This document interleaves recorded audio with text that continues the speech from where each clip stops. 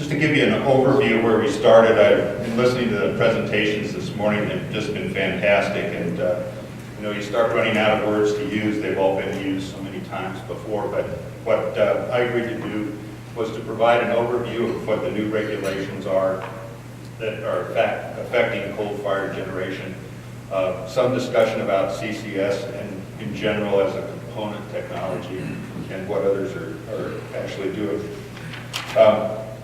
Relative to the new regulations facing coal-fired units, it's not just related to greenhouse gases, as you can see. We have the new source performance standards that we recently promulgated for greenhouse gases, effluent limitation guidelines and standards, hazardous air pollutants, including mercury standards, proposed coal combustion residuals. We're going to get some more of that. Changes to 316 with cooling water intake regulations, proposed secondary standards for SOx and NOx. We've heard a lot of utilities tell us that their coal-fired units now are actually all been revitalized because of scrubbers and SCR systems that have been added to the back end, but there's additional regulation coming. Regional haze issues, and then most recently the other issues relating to carbon capture. A good sign where the exclusion for hazardous waste of CO2 is injected is, I think, a good sign showing some promise. But if we focus back, that just lists all of the myriad of pressures that are coming on to coal-fired operators and trying to figure out how to deliver that cost-effective product to customers. I think there's pressure on consumers everywhere about the cost of energy, and each of these, although laudable in their goals, can contribute to increased cost for power production. But if we step back and just focus for the moment on CO2 emissions, these are the new source performance standards providing some bit of flexibility in initial startup of the systems and lining out over the following 7 years. Natural gas has a limit placed on it, but as a conclusion of this, even EPA has said that the regulatory impact analysis, this was in their September impact analysis report, that not many coal plants will be built by 2022 due to other economic factors, primarily those being the fact that natural gas is cheaper. Most natural gas plants can meet the current limits without carbon capture, another incentive for utilities that have to make those decisions from an economic basis for the ratepayers as to which technology to build. They're going to be looking at this as another incentive to switch to gas.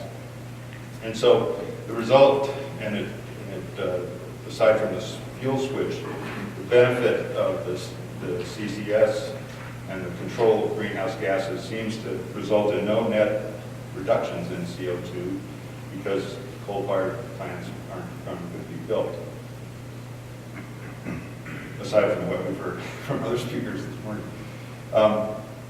To look at this greenhouse gas emissions requirements, just to get behind some of the policy, some of it's generated by the President's Climate Action Plan, which is calling for this 17% reduction by 2020. It was designed, as I said earlier, to promote CCS, but may not do a combination of things, not just the lower cost for natural gas-fired units, but also due to the fact that the economy being somewhat flat, that the load growth we see for utilities has been flat for over 5 years, and there's just no need for new generation to be built. There is pressure still from environmental groups, and Dr. Friedman mentioned earlier about the fact that gas plants will possibly face some regulation as well beyond this recent requirement for new sources. But we can always be confident that the NGOs are going to be looking for more and more reductions, including for gas.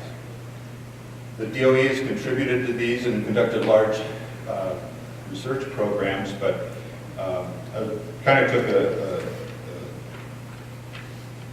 positive feeling from Jim Spears from Tri-States earlier this morning when he was talking about the policy being ahead of the technology.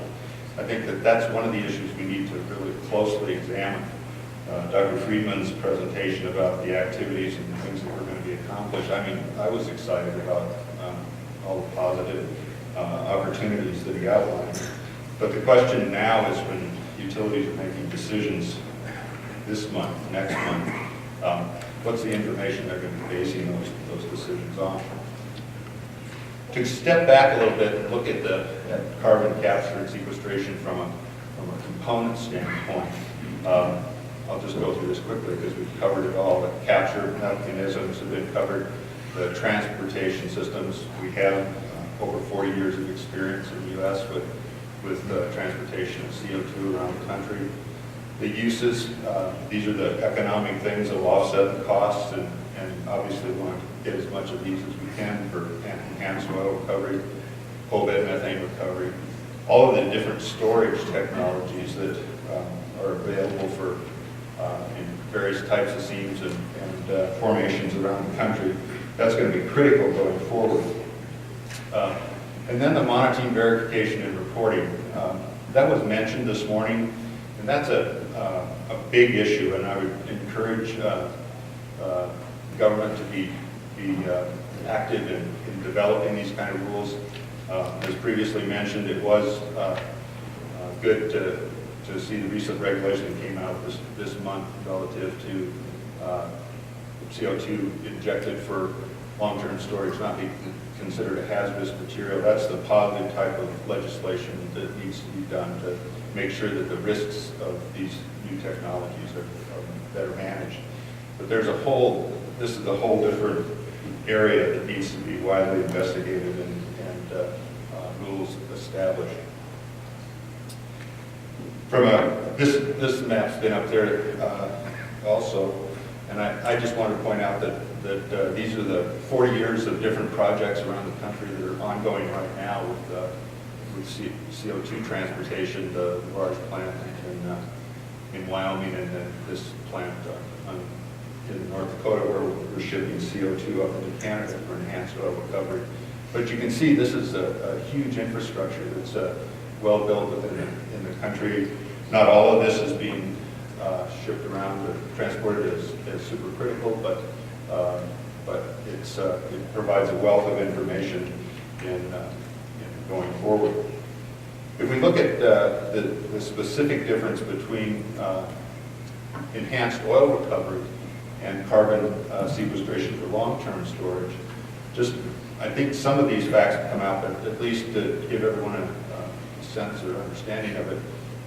Enhanced oil recovery means many, many, many wells, hundreds of wells in some cases for 1 million metric tons a year type of injection process, while CCS has an expensive 2 or 3 wells, but there are very few that you have to create. As previously mentioned, the injection wells for enhanced oil recovery are in Class 2 under the Underground Injection Control Program.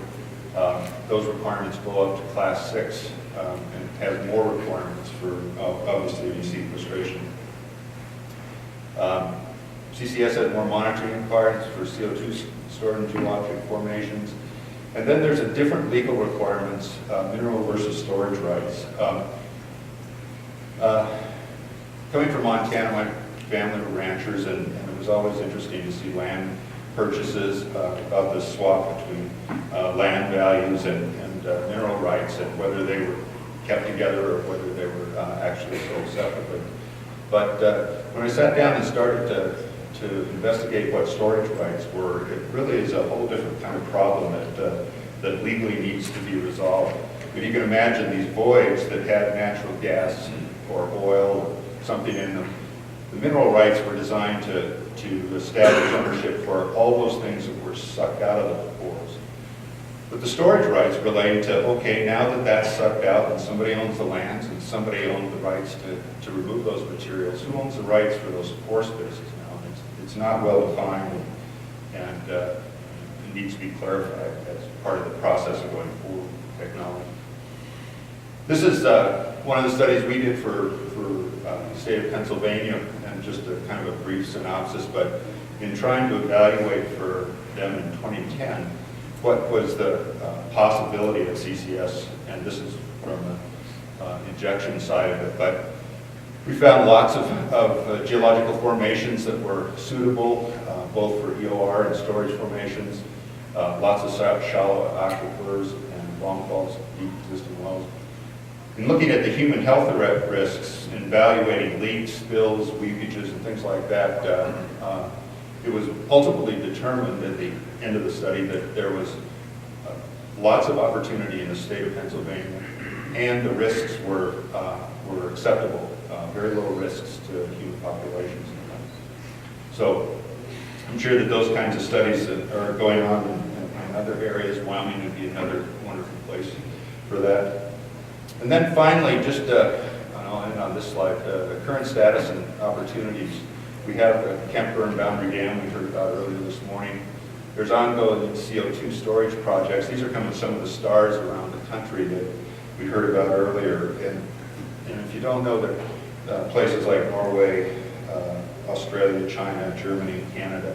That's what all of these projects in here representing experience on EOR. And then two existing ongoing projects, Port Arthur and Zama, Alberta, and then one planned in Lake Charles as well under construction, and also CO2 from industrial sources stored in Decatur. I plan to tell you some more about DOE and about the programs that they're involved in, but my presentation is a lot more complicated than Dr. Friedman's, and I wouldn't want to embarrass him, so I'll just talk about